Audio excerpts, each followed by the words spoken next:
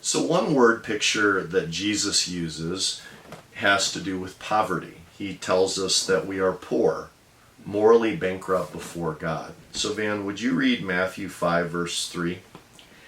Then he, Jesus, began to teach them, saying, Blessed are the poor in spirit, for the kingdom of heaven is theirs. So Van, wealth and poverty are literal realities. Some people have a lot of money and some people don't have any money.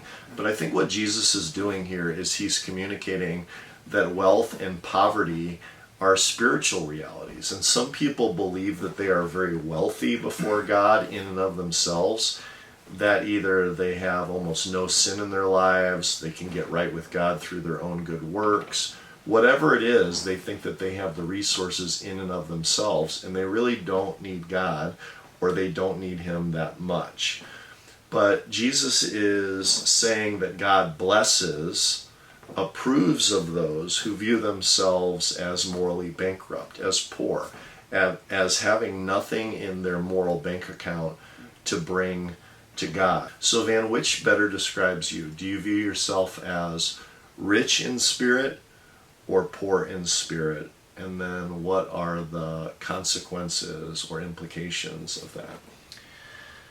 Well, I would hope that I'm poor in spirit, meaning that I'm not going to be bringing anything to the table before God. I'm not going to show Him my bank account or reiterate how many people I've helped or how much money I've given to the church. I mean, I'm not going to be considered righteous or welcomed into the kingdom of heaven because of any of those things that I may have done. And I think what's important to know or to remember is that coming to God the Father spiritually poor means coming to Him empty and powerless, as opposed to being rich in spirit, as if you deserve to be in the presence of God and your works are what you're standing on.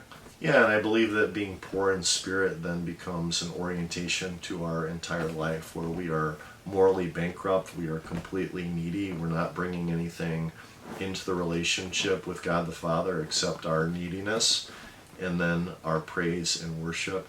And then that just becomes something that is a foundational truth for not only how we relate to God now, but how we will relate to Him for all eternity. And it just opens up the heavens so that God's grace can rush in at our moment of need and fill us at every place where we are empty.